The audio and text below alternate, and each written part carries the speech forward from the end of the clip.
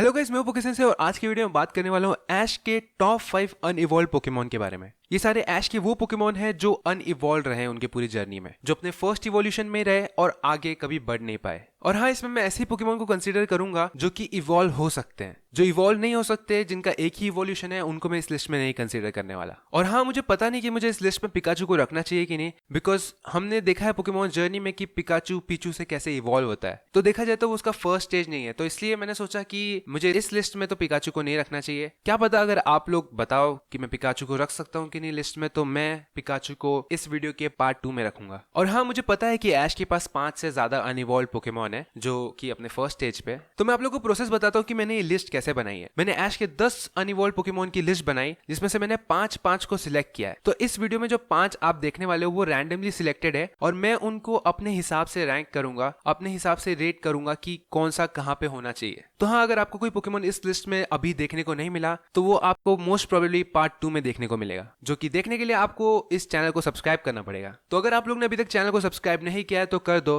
Because मैं ऐसे ही Pokemon के अमेजिंग कंटेंट लाता रहता हूँ। सो बिना किसी और बातचीत के साथ चलिए इस वीडियो की शुरुआत करते हैं। नंबर 5 पे जो पोकेमॉन हमारे लिस्ट पे आता है वो है ऐश का टोटोडाइल। ऐश का टोटोडाइल उसकी टीम में था उसके जोटो रीजन की जर्नी के दौरान। टोटोडाइल को पकड़ने के पीछे एक बहुत ही फनी स्टोरी है कि ऐश और मिस्टी दोनों मिलकर उसको पकड़ने की कोशिश करते हैं, लेकिन उनको बाद में मालूम नहीं पड़ता कि किसने एक्चुअली उसको कैच किया है। तो उसके बाद उन लोग एक बैटल करते हैं, जिस बैटल को ऐश जीत जाता है और उसके बाद दोनों डिसाइड करते हैं कि टोटोडाइल ऐश के पास रहना चाहिए। टोटोडाइल बैटलिंग के वे में तो ऐश के इतने काम नहीं आया जोटो रीजन के टाइम पे, बट वो एक बहुत ही एंटरटेनिंग पोकेमॉन था, जिसकी वजह से जोटो रीजन की जर्नी बहुत ही एंटरटेनिंग रही। बट बैटल में काम नहीं आया, इससे मेरा मतलब ये नहीं है कि वो बैटल में ऐश को एक भी विन नहीं दिलाया। उसने ऐश को बहुत ही इंपॉर्टेंट विन्स दिलाए हैं, जैसे कि उसने हैरिसन के स्नीजल को हराया था। ये बहुत ही इंपॉर्टेंट बैटल था। भले ऐश हैरिसन के अगेंस्ट जोटो लीग में हार जाता है, बट स्टिल ये विन बहुत ही इंपॉर्टेंट थी। और इस विन के बाद ऐश के टोटोडाइल का विक्ट्री डांस बहुत ही फेमस हो गया। ऐश के टोटोडाइल ने टीम रॉकेट के चार्जर्ड को भी हराया है, जो कि एक बहुत ही बड़ी बात है। भले वो टीम रॉकेट है, लेकिन एक चार्जर्ड को हराना बहुत ही बड़ी बात है। ऐश के टोटोडाइल ने उसको विटनी के जिम बैटल के टाइम पे भी बहुत हेल्प की थी, जहां पे वो एक ट्रैप सेट करता है, जिसकी वजह से ऐश का पिकाचू उसके मिल्क टैंक को हरा पाता है। तो इस पॉइंट पे भी ऐश का टोटोडाइल बहुत इंपॉर्टेंट था इस बैटल के लिए। और ऑल टुगेदर देखा जाए तो मुझे ऐश का टोटोडाइल बहुत ज्यादा पसंद है। भले मैंने उसको इस लिस्ट में नंबर 5 की स्पॉट पे रखा है, बट मुझे ऐश का टोटोडाइल बहुत ही एंटरटेनिंग लगता है। नंबर 4 पे जो पोकेमॉन हमारे लिस्ट पे आती है वो है ऐश की स्नाइवी। ऐश की स्नाइवी उसकी पार्टनर थी उसके यूनोवा रीजन के जर्नी के टाइम पे।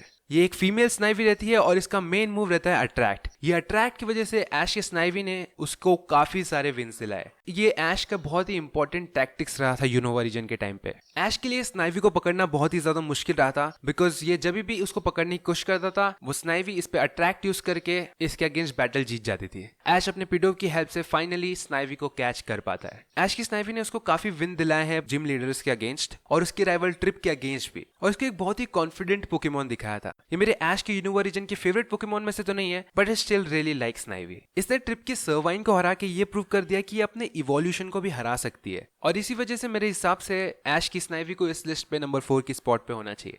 नंबर 3 पे जो पोकेमॉन हमारे लिस्ट पे आता है वो है ऐश का स्क्वोर्टल। ऐश का स्क्वोर्टल उसके शुरुआती पोकेमॉन में से है जिसको वो बहुत ही ज्यादा टाइम तक यूज करता है। इनफैक्ट हमें ऐश का स्क्वोर्टल होएन रीजन तक देखने को मिलता है। ऐश का स्क्वोर्टल उसके बहुत ही अंडररेटेड पोकेमॉन में से है, बिकॉज ऐश अपने स्क्वोर्टल को ज्यादा यूज नहीं करता था बैटल के टाइम पे, कैंटो रीजन के टाइम पे। तो इसलिए हमें ऐश के स्क्वोर्टल को ज्यादा एक्शन में तो देखने नहीं मिला इंडिगो लीग में। और जब भी ऐश ने उसको यूज किया है बैटल के लिए, वो बैटल ऐश हार जाता है। जैसे फॉर एग्जाम्पल ब्लेन के अगेंस्ट जो बैटल था, उसमें ब्लेन का 9 टेल्स स्क्वोर्टल को बुरी तरीके से हरा देता है। अगर ब्लेन के जिम के टाइम पे ऐश के पास चार्जर्ड नहीं होता तो मुझे लगता नहीं कि उसके पास सिनेबार आइलैंड वाला बैज मिलता उसको कभी। बट स्क्वोर्टल की बात करें तो स्क्वोर्टल ने ऐश को उसके बाद ऑरेंज आइलैंड में बहुत से छोटे छोटे जो टास्क रहते हैं उसमें हेल्प की। और उसके बाद ड्रेक का जो ऑनिक्स है उसको ऐश का स्क्वोर्टल हराता है। भले ये बैटल बहुत ही ज्यादा डिफिकल्ट था स्क्वोर्टल के लिए, लेकिन फिर भी स्क्वोर्टल उसको विन दिलाता है। उसके बाद अगर जोटो रीजन की बात की जाए, जोटो रीजन में भी ऐश का स्क्वोर्टल उसके लिए काफी काम आया था। जब उसका बैटल होता है मेसी के अगेंस्ट, वहां पे स्क्वोर्टल उसके 2 पोकेमॉन को हराता है, जिसमें से एक इलेक्टेबस रहता है जिसके अगेंस्ट स्क्वोर्टल टाइप डिसएडवांटेज पे रहता है। इलेक्टेबस को हराना स्क्वोर्टल के लिए बहुत ही बड़ी चैलेंज थी, लेकिन कैसे तो स्क्वोर्टल उसको हरा देता है। उसके बाद मेसी का नेक्स्ट पोकेमॉन रहता है उसका क्विलावा, जो कि उसका मेन पोकेमॉन रहता है। और उस क्विलावा को हराने के लिए भी स्क्वोर्टल को काफी ज्यादा प्रॉब्लम होती है, लेकिन फिर भी स्क्वोर्टल ऐश को विक्ट्री दिलाता है। और इसी से ऐसा मालूम पड़ता है कि स्क्वोर्टल उसका बहुत ही रिलायबल पोकेमॉन में से है। और इसलिए मेरे हिसाब से स्क्वोर्टल इस लिस्ट में नंबर 3 की स्पॉट पे होना चाहिए।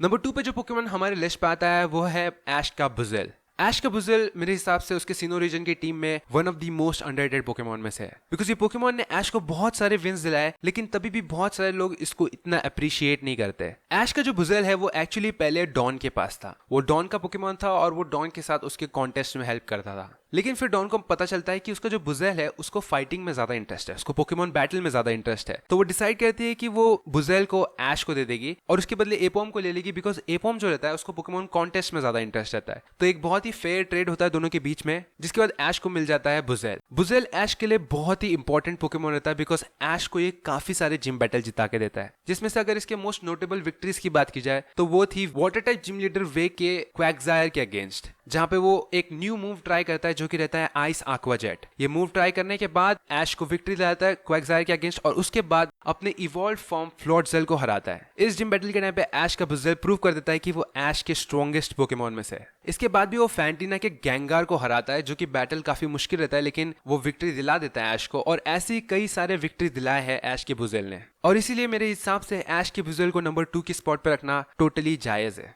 नंबर 1 पे जो पोकेमॉन हमारे लिस्ट पे आता है वो है ऐश का रोलेट। ऐश का रोलेट मेरा ऐश के फेवरेट पोकेमॉन में से है। मुझे ये पोकेमॉन लिटरली बहुत ज्यादा पसंद है, बिकॉज ये बहुत ही फनी है और क्लमजी भी। ये ऐश के पोकेमॉन सन एंड मून की टीम में से था और ये पोकेमॉन एक ग्रास टाइप पोकेमॉन है। जब मैंने पोकेमॉन सन एंड मून का गेम देखा था तो मुझे पता चल गया था कि मेरा ये फेवरेट पोकेमॉन रहने वाला है, बिकॉज इसका जो थर्ड इवोल्यूशन है डिसिडुआई वो बहुत ही बैड एस है। लेकिन मुझे रोलेट भी बहुत ज्यादा पसंद है, बिकॉज रोलेट बहुत ही क्यूट है और ऐश का रोलेट तो और क्यूट और फनी दोनों रहता है। इसके इनफैक्ट अनइवॉल्व रहने की जो स्टोरी है वो भी बहुत फनी है, बिकॉज ये गलती से एवरस्टोन खा लेता है। वो सीन बहुत ही ज्यादा फनी है, आप लोग को देखना चाहिए। पोकेमॉन सन एंड मून मेरे हिसाब से पोकेमॉन की बेस्ट सीरीज है, सो इसलिए जिसने भी नहीं देखा जाके देख लेना। बट अगर बैटल्स की बात की जाए तो ऐश के रोलेट ने उसको बहुत सारे बैटल्स में हेल्प की है, जैसे कहूना बैटल्स के लिए टोटम पोकेमॉन के अगेंस्ट जो बैटल होता है उसमें भी ऐश के रोलेट ने उसकी बहुत ज्यादा हेल्प की है, जिसमें से एक में वो कहूना हाला के जो क्रैब रोलर रहता है उसको हराता है और एक बैटल में वो ओलिविया के जो नोस्पास रहता है उसको हराता है। तो ये दोनों भी बहुत स्ट्रॉन्ग पोकेमॉन रहते हैं, लेकिन तभी भी ऐश का रोलेट उन दोनों पोकेमॉन को हराता है। ऐश का रोलेट उसको अलोला लीग में भी काफी सारे इंपॉर्टेंट विक्ट्री दिलाता है, जिसमें से मोस्ट नोटेबल विक्ट्री की बात की जाए तो वो थी हाउ के डिसिडुआई के अगेंस्ट, जिसमें एक बहुत ही इंटेंस बैटल होता है, लेकिन बाद में रोलेट उसके डिसिडुआई को हरा देता है, जिसके बाद वो प्रूव कर लेता है कि उसको इवॉल्व होने की जरूरत नहीं है। लेकिन अगर ऑफ बैटल देखा जाए तो ऐश का रोलेट एकदम ऐश के स्नॉर्लाइक जैसा रहता है, जो हमेशा सोता रहता है, और इसलिए पोकेमॉन मुझे इतना ज्यादा पसंद है और इसलिए मैंने इसको इस लिस्ट पे नंबर 1 की स्पॉट पे रखा है।